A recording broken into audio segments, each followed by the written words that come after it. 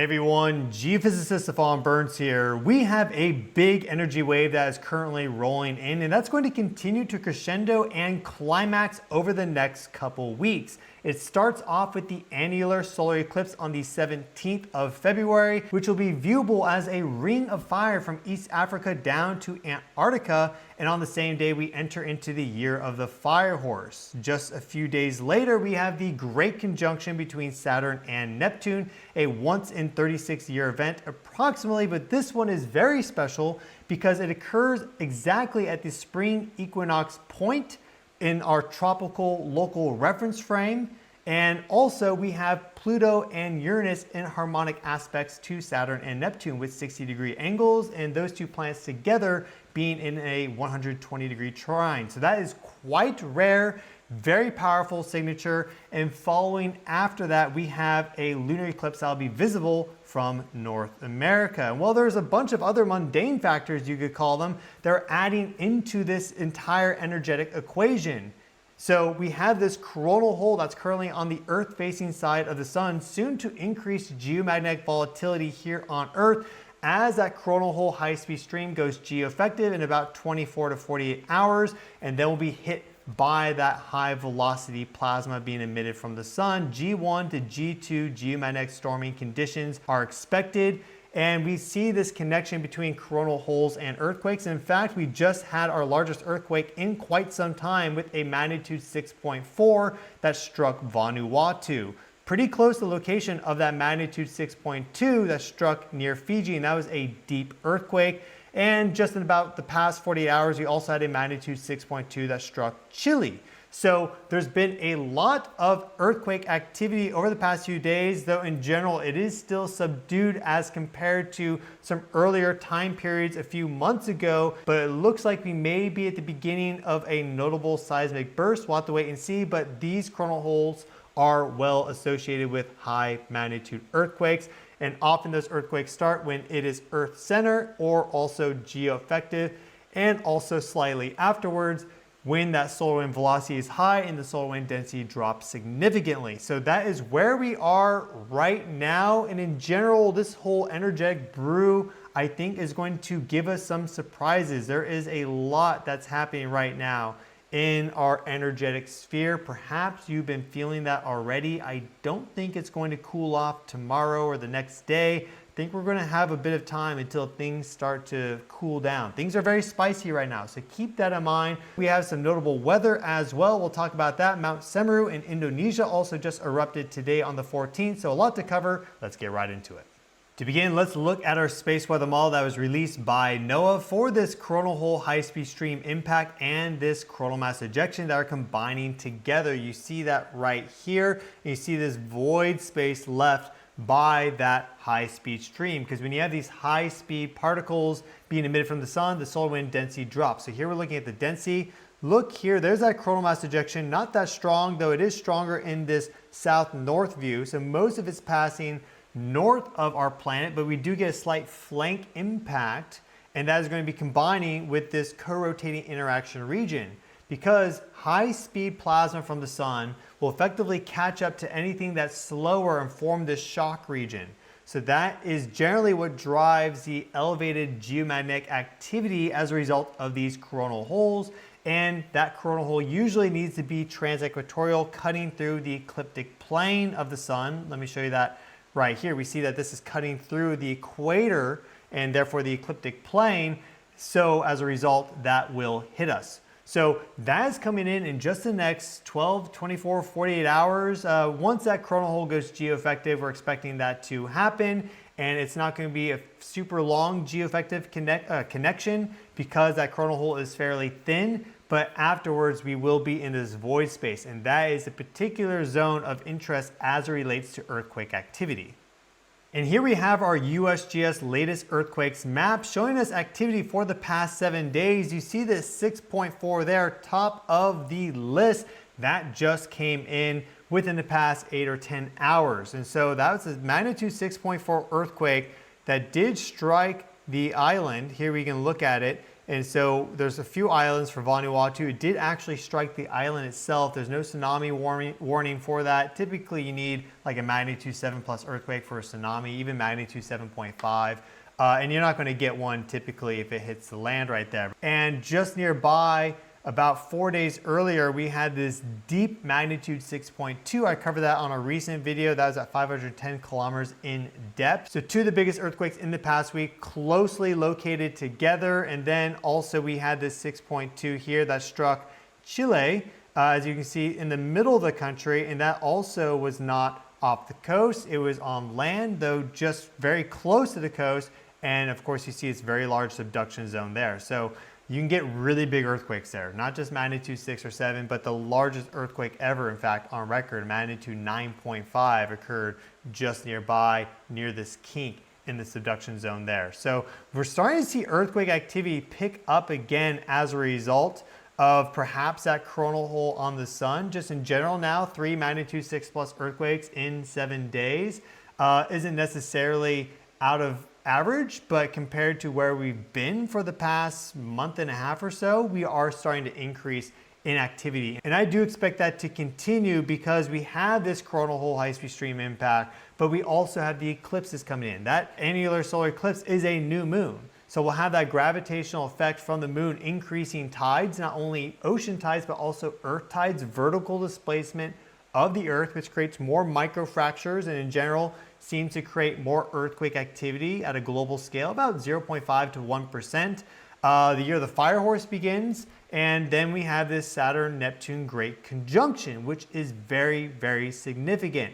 But in addition to this earthquake activity, we've had some interesting weather. Here we can look at our wind gusts for the Atlantic into the North Atlantic and then even to the Arctic Oceans. So it's really quite significant. There's been tons of activity. Here we see off the eastern coast of the United States, some really strong wind speeds and wind gusts. And going quite up there, we see the scale bar right here. So some of these are going up to like 90 miles per hour, 60, 70, 80, 90 miles per hour. See that 97 right there? I mean, these are huge gusts of wind, very, very high velocity off the coast of Greenland there. Iceland's effectively surrounded. And then actually fairly close to where I am, up in Narvik, Norway, we see this large system here and then the low pressure just there off to the east. So just if we zoom out, you can see that there's a lot of energetic volatility across the North Atlantic. And that's affecting both North America and Europe. And as I've discussed a little bit on the channel before, it is interesting how we see this mirroring between Earth's energy and our own energy. You know that there's big geopolitical right now volatility between Europe and North America, and well, the weather is literally reflecting that. So it's very unusual. And I don't have an explanation for that, but if you just pay attention, you kind of see that time and time again. So there's something there. In addition to that, we have some dust storms across the Sahara blowing into the Balkans and Greece, across Italy there, and also a little bit over the Middle East. So there's quite a lot of activity if you take these gusts into account. Right here we see some of that activity as well. You add that in as well, and we just have a lot of energetic movement and flow across effectively Europe. And this is the age of air from a variety of different planetary resonance perspectives. We have the triplicity cycles now for Jupiter and Saturn occurring in air signs. We have the background Pluto-Neptune conjunctions happening in Gemini. And we also have Pluto in Aquarius, and we have Uranus moving into Gemini. And so there's just a lot of activity right now in the air element, and we are seeing that literally manifest as it relates to our weather. There's been tons of volatility with our weather, huge flooding across Europe. Of course, these mega storms that have been battering eastern United States, lots of snow and more. And I think that's all likely to continue as we continue on in 2026. Another interesting thing that occurred today was Mount Semeru in Indonesia had a pretty significant eruption, as we can see here. So quite a lot of ash, a bit of a pyroclastic flow going down the slopes. It's not like this never occurs, but it is always notable when it does happen. So here we see that zoomed in action.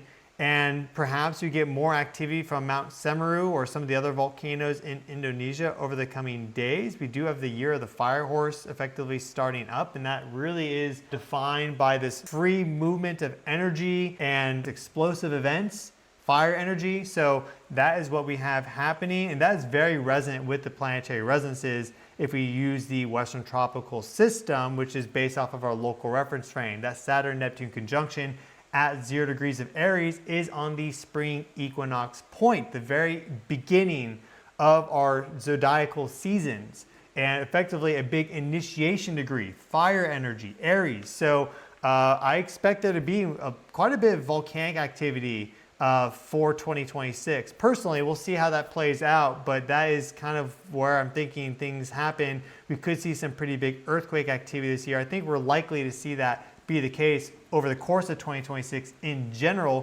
2025 was one of the biggest years on record. We'll see if 2026 can actually trump 2025. It's certainly possible.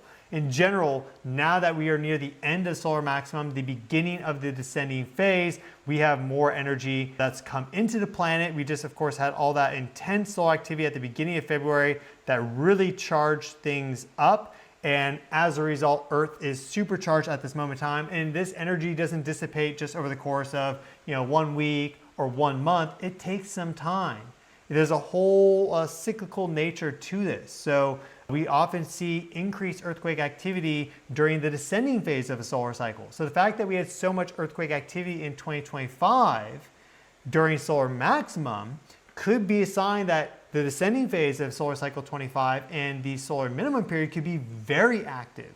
And if we're having a lot of earthquake activity, we're likely to have a lot of volcanic activity too, because the two systems are fairly connected together. A good example of that was the megaquake that struck Kamchatka, Russia, in July of 2025. We had volcanic activity increasing up to that earthquake. Then the earthquake ruptured, and immediately afterwards, we had a notable increase in volcanic activity. And one of the volcanoes, Krashenikov, all of a sudden started erupting for the first time in 600 years. And so that sort of massive pressure wave coming in from that magnitude 8.8 megaquake, waking up some of these magma calderas and structures underground, causing these volcanoes to erupt. So I just think that 2026 is going to be very, very active. This is a bit of a longer range forecast for you now.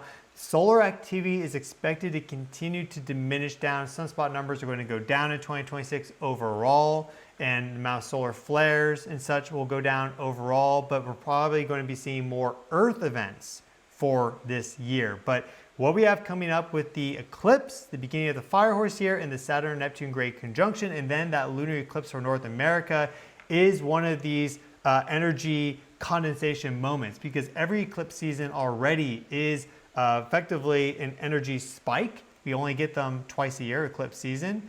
And this one is corresponding perfectly at the Saturn-Neptune Great Conjunction, which occurs in the middle of the two eclipses. So buckle up. Things could get even more wild. They are already crazy. You've been following even just loosely some of the new developments that have been released and new information that's being released. It's been wild. So yeah, definitely be prepared for more of this and for more turbulence, more volatility. And so this is really the universe requiring us to learn how to better ground ourselves, center ourselves, and to be able to withstand these sudden gusts of wind, you could say, in order to strengthen ourselves, that self-actualization process, spiritual enhancement and more. We've gone through now 20 years effectively of spiritual and psychic development with all the water and earth energy. Now we're moving to a time period where it's time to use those gifts and make meaningful change upon the planet. So that is your update for today. I've been your host, Stefan Burns. Thank you all so much for watching. If you'd like to stay updated with what is happening with the Earth energetically, then please subscribe. I cover, of course, earthquakes, volcanic activity, severe weather, geomagnetic storms, solar activity, space weather, planetary resonances, alignments, interstellar and cosmic forces, consciousness. I bring all that together, present videos almost daily. Smash that thumbs up button to help the channel grow. And I will be back with more updates for you. Wishing each and every single one of you well. Please take care of yourselves. The next week is probably going to be a very special one. So, do some meditation, do what you can to very, very much be in tune with this and use that to stoke and enhance your creativity, your passions. You could say there are beneficial outlets for this energy. It's not just bad stuff, which a lot of people are focusing on, it's also tremendous opportunities. And that's what I'm really focused on. And that's what I encourage all of you to do as well. So thank you all so much. Have a great day, and I'll see you all in the next video.